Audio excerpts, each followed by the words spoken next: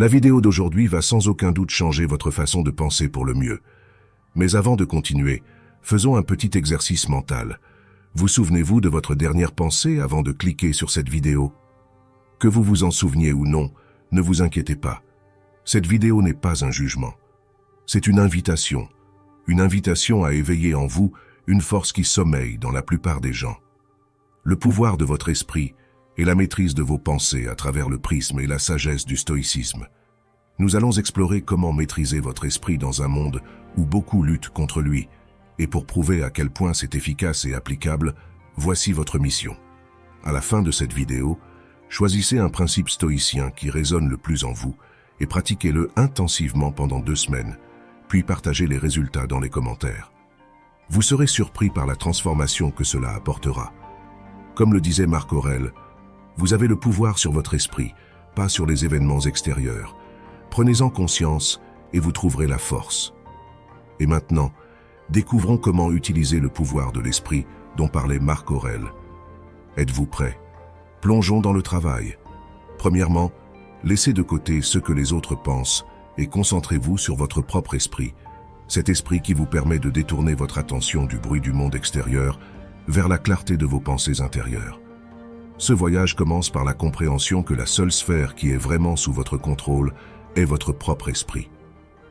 Marc Aurèle a magnifiquement exprimé ce sentiment en disant « Je suis souvent étonné que les gens se soucient plus de ce que les autres pensent d'eux que de leur propre opinion. » Ces réflexions soulignent une vérité profonde. Il ne s'agit pas de construire une forteresse autour de votre ego, mais de cultiver un jardin dans votre esprit, où les graines de vos pensées sont nourries et non piétinées. La maîtrise de votre esprit inclut de couper ces influences extérieures, permettant à votre vrai moi de prospérer sans besoin de validation extérieure. Rappelez-vous l'histoire du jeune artiste qui, malgré un talent prometteur, a été handicapé par l'opinion des autres et a appris à percevoir la critique comme une vague à la surface d'un océan profond de confiance en soi. Lorsqu'il a orienté son attention vers l'intérieur, son art s'est épanoui, devenant une expression authentique de son monde intérieur, non taché par la peur de la désapprobation.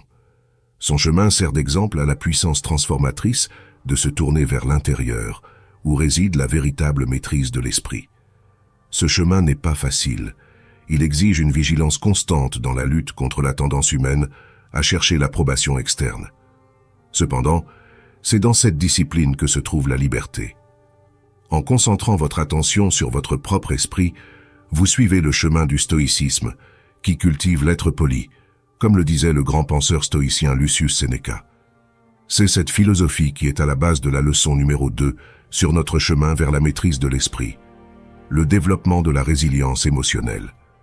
Naviguer dans ce monde en rapide évolution est comme explorer un chemin traître, mais plein d'aventures, où les frictions et les épreuves sont aussi inévitables que le lever du soleil chaque matin. En parcourant ce chemin sans fin appelé la vie, vous pouvez parfois vous retrouver pris dans les vignes épineuses des difficultés, de l'anxiété ou des peines de cœur. Ce ne sont pas des signes de faiblesse, mais plutôt une opportunité de développer une résilience inébranlable. Les échecs sur la carte de votre chemin ne sont pas simplement des déceptions, mais des leçons précieuses. En trouvant la force à l'intérieur de vous-même, transformez chaque difficulté en opportunité de croissance. Nous comprenons que cela est plus facile à dire qu'à faire, surtout si vous avez été confronté à un chemin difficile et qu'il semble tout à fait naturel de s'effondrer sous son poids. Cependant, imaginez si vous pouviez utiliser ces adversités et les transformer en marche vers le succès. Le courage et la persévérance qui vous soutiennent dans ces épreuves forment la résilience. Le développement de la résilience émotionnelle est semblable à forger une épée adaptative et à avoir une vision plus claire de la voie à suivre. Cette histoire illustre l'essence de la résilience émotionnelle, la capacité à affronter les adversités de front et à en tirer de la force. Le cheminement vers la résilience émotionnelle commence par maîtriser votre perception des difficultés. Le stoïcisme nous enseigne que les événements ou les résultats en eux-mêmes ne sont ni bons ni mauvais, mais que c'est notre perception de ces événements qui provoque nos émotions et nos réactions. Cultiver la résilience émotionnelle signifie non pas taire les déceptions ou réprimer la douleur, mais plutôt reconnaître que vous avez la force et la sagesse de les interpréter de manière à favoriser la croissance personnelle et la force intérieure. Acceptez cette sagesse, prenez conscience de votre puissance et rehaussez le récit de votre voyage, devenant le maître de votre esprit. Troisièmement, utilisez la puissance de la perception. Vous marchez sur un chemin familier, un sentier routinier que vous avez emprunté d'innombrables fois, et soudain, vous glissez et vous rendez compte que cela fait écho à la sagesse stoïcienne d'Épictète, qui a remarqué que ce ne sont pas les choses qui perturbent les gens, mais les opinions qu'ils en ont. C'est ici que réside la force de la perception. La perception est notre fenêtre sur le monde, la lentille à travers laquelle nous interprétons l'environnement. Il est facile d'oublier que nous pouvons contrôler notre perception du monde, surtout en période de difficulté ou de confusion, lorsque la vie vous jette dans des mers agitées. Cela ne signifie pas nécessairement que vous êtes en train de vous noyer. Cela peut signifier que vous avez l'opportunité d'apprendre à nager. Comme un capitaine expérimenté naviguant dans la tempête, orientez votre esprit vers une perception qui vous donne de la force plutôt que de vous vaincre. Par exemple, si votre présentation au travail ne s'est pas déroulée comme prévu, ne la considérez pas comme un échec, mais plutôt comme une leçon utile qui améliorera vos compétences et votre résilience pour les efforts futurs. Cela ne signifie pas ignorer les difficultés ou fermer les yeux sur les erreurs, mais plutôt les reconnaître sans leur permettre de définir votre estime de soi ou vos capacités. Pour maîtriser vraiment cet art de la perception, patience et pratique sont nécessaires. La perception, comme un muscle, plus vous la contrôlez, plus elle devient forte. Prenez l'habitude de combattre une perception négative et de la remplacer par une plus forte. Avec le temps, ce processus se transformera d'une action épisodique en une partie intégrante de votre pensée, contribuant grandement à la maîtrise de l'esprit. La sagesse réside dans le fait que nous choisissons comment réagir aux inévitables échecs et erreurs de la vie. En reconnaissant et en utilisant la puissance de votre perception, votre lentille mentale, nous pouvons transformer les obstacles en marche sur la voie du succès. Cela nous rappelle d'embrasser la stoïcité en temps difficile, d'accepter chaque faux pas comme une occasion de devenir le maître de votre esprit. Avez-vous déjà été confronté à une situation qui a fait dévier votre boussole intérieure de son cap? Un licenciement inattendu, la perte soudaine d'un être cher, ou simplement un refus d'embauche. Rappelez-vous les mots de Marc Aurèle. La vie n'est rien d'autre que le changement, et le changement est le plaisir de la nature. Cela coïncide avec notre quatrième leçon dans le voyage vers la maîtrise de l'esprit. Vivez en accord avec la nature. La vie s'épanouit grâce au changement. Cependant, l'incertitude et le changement ne sont pas des ennemis de la tranquillité. Au contraire, ces tournants inattendus du destin nous offrent l'opportunité de nous adapter et de nous développer. Face à un résultat inconnu, ne demeurez pas dans l'indécision et ne laissez pas la peur influencer vos jugements. Au lieu de cela, avancez en vous adaptant naturellement, comme c'est dans votre nature. En harmonisant vos actions avec les flux et reflux de la nature, nous pouvons traverser sereinement les courants tumultueux de la vie. Si la nature ordonne de la pluie lors d'une journée ensoleillée ou organise un orage dans un ciel nocturne paisible, condamnons-nous le ciel? Non, parce que nous comprenons que tout cela est naturel et hors de notre contrôle. En acceptant les courants de la vie et en nous adaptant à l'évolution des changements, nous pouvons ressentir un sentiment de paix et de force sans précédent. Il ne s'agit pas d'essayer de faire plier les forces de la nature ou la vie à notre volonté, mais plutôt d'apprendre à couler avec elle de manière élégante et spontanée, sans perdre de vue qui nous sommes. Cinquièmement, pratiquez l'autodiscipline. Pensez à votre parcours de vie. Vous avez inévitablement rencontré des distractions qui menaçaient de vous éloigner de votre chemin. Des moments où vous vouliez regarder votre série préférée au lieu de vous préparer à un examen, ou manger trop de morceaux de gâteau délicieux tout en restant fidèle à votre régime.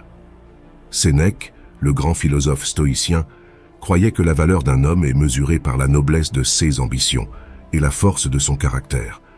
Cela résonne profondément avec une autre leçon importante. Maîtrisez votre esprit en pratiquant l'autodiscipline. Pour se maîtriser soi-même, il est nécessaire de comprendre et de reconnaître combien l'autodiscipline est cruciale pour protéger les objectifs auxquels nous aspirons dans la vie. Elle est le bouclier qui empêche les distractions de nous voler notre temps et notre énergie précieuse. Elle est comme un jardinier expérimenté qui prend soin de nombreuses pétales de fleurs colorées. Aussi attrayantes que puissent être les roses, il prendra soin avec autant de dévouement des tulipes et des marguerites. Mais comment cultiver cette mentalité? Soyez attentifs au moment où les tentations essaient de vous détourner de votre chemin. Identifiez ces cas, non pas avec un jugement sévère, mais en les comprenant comme une partie naturelle du rythme de la vie. Ainsi, il vous sera plus facile de développer des mécanismes qui réduisent ces tentations à néant. Comme un jardinier qui cultive différentes fleurs, développez avec une détermination inébranlable l'autodiscipline pour résister aux tentations auxquelles nous sommes souvent confrontés dans la vie personnelle, jusqu'à développer une résilience mentale dans nos activités professionnelles. L'autodiscipline est sans aucun doute l'un des piliers principaux qui soutiennent l'édifice de la maîtrise de l'esprit. Donc, lorsque le vent de la procrastination et des tentations souffle sur votre ferme détermination, rappelez-vous les paroles sages d'Épictète. Aucune chose grande ne se crée soudainement. La pratique de l'autodiscipline n'est pas différente. C'est un chemin incessant qui nécessite une attention constante et des efforts. Sixièmement, embrassez le moment présent. Avez-vous déjà observé un coucher de soleil pour vous retrouver submergé par des pensées de regrets passés ou d'inquiétudes futures, au point que la beauté de l'instant vous échappe? C'est une faiblesse très humaine que d'être présent physiquement mais absent mentalement, d'être ici mais de penser à un autre endroit. Marc Aurèle conseillait « Ne laissez pas le panorama de votre vie être envahi par des soucis, que ce soit pour des choses qui se sont passées ou pour des choses qui pourraient arriver dans le futur. Pensez seulement au présent et à ce que vous pouvez faire pour l'améliorer. Nous devrions aspirer à vivre la vie telle qu'elle se déroule, instant après instant. Chaque respiration, chaque sensation devrait nous ancrer dans le présent. Repousser les pensées d'un chapitre passé terminé ou d'un futur non écrit, non parce qu'ils volent la force et la beauté de la vie dans le présent et le plaisir de celle-ci, mais plutôt accueillir l'expérience à mesure qu'elle arrive. Dirigez votre énergie à améliorer et à savourer le présent plutôt que de ruminer sur des temps qui ne sont pas encore arrivés. Les changements sont inévitables et le temps n'attend pas l'homme. Il s'écoule constamment à travers nos doigts, nous faisant jongler sur la corde raide entre les souvenirs passés et les aspirations futures. Mais la véritable puissance de la vie réside dans cet équilibre précaire, dans la reconnaissance que le présent est tout, ce que nous possédons vraiment. Appréciez chaque lever de soleil que vous observez. Permettez-vous de chérir chaque compliment reçu. Savourez chaque tasse de café que vous buvez. Immergez-vous dans chaque conversation à laquelle vous participez. Embrassez chaque instant du moment présent. Accepter le moment présent n'est pas seulement une acceptation passive, c'est une plongée active. C'est une célébration de chaque parcelle de la journée actuelle, sans laisser les ombres d'hier ou l'incertitude de demain ternir son éclat. Il s'agit de développer un appétit pour le présent, comme Sénèque l'a si succinctement exprimé. L'avenir est caché dans l'instant présent. La maîtrise de votre esprit commence par la maîtrise de cet instant, en cultivant sa force transformatrice sur votre chemin vers la résilience mentale. Septièmement, créez ou rejoignez une communauté qui soutiendra votre croissance. Imaginez un randonneur solitaire grimpant vers le plus haut sommet sur fond de forêt infinie. Tandis que la vue du haut peut être majestueuse, le chemin solitaire peut être incroyablement silencieux et isolé. Maintenant, remplacez le randonneur solitaire par un groupe d'explorateurs qui entreprennent le même voyage ensemble. Soudain, l'épreuve semble moins intimidante, n'est-ce pas? Cela fait écho à la sagesse historique immuable de Marc Aurèle, qui a dit un jour « Les gens sont faits pour s'entraider. Soit instruisez-les, soit supportez-les. » C'est une leçon cruciale dans la maîtrise de votre esprit. Une communauté sert de base encourageante, renforcée par des valeurs communes et des activités partagées. En vous unissant avec des personnes partageant les mêmes idées qui partagent votre vision de la croissance personnelle, vous renforcez votre résolution à chaque étape vers vos objectifs. Inspirez-vous, enseignez et apprenez, motivez et soyez motivés. Telle est la force d'une communauté qui élève l'esprit. Créer une communauté où y participer favorise la croissance mutuelle, en améliorant non seulement votre développement personnel, mais aussi en contribuant au progrès collectif. Comme Sénèque nous l'enseigne, unissez-vous avec des personnes qui peuvent vous améliorer, et finalement, vous élargissez votre propre portée tout en aidant les autres dans leur propre quête de maîtrise mentale, progressant mutuellement sur notre chemin de vie commun. Maintenant, Il est temps de réfléchir aux principes stoïciens que nous avons explorés. Avez-vous choisi celui sur lequel vous souhaitez vous concentrer? Si vous n'êtes pas sûr, réfléchissez à ceux que nous avons discutés. Par exemple, si l'idée d'embrasser le moment présent, comme discuté dans la 6e leçon, vous attire, dites-nous cela avec les mots « Je vais embrasser le moment présent ». N'oubliez pas notre défi de 2 semaines. Nous sommes curieux de voir comment l'application de ces principes stoïciens peut changer votre vie. Après les avoir essayés pendant 2 semaines, dites-nous comment cela s'est passé. Vous pouvez partager votre expérience dans les commentaires. Si la découverte d'aujourd'hui a éclairé votre chemin d'une nouvelle lumière, laissez un pouce en l'air pour nous le faire savoir. Si vous n'êtes pas encore abonné, c'est le moment idéal pour rejoindre notre communauté. Activez les notifications pour toujours être au courant de nos dernières mises à jour. Merci d'être resté avec nous jusqu'à la fin. Votre participation témoigne de votre engagement envers l'amélioration de soi.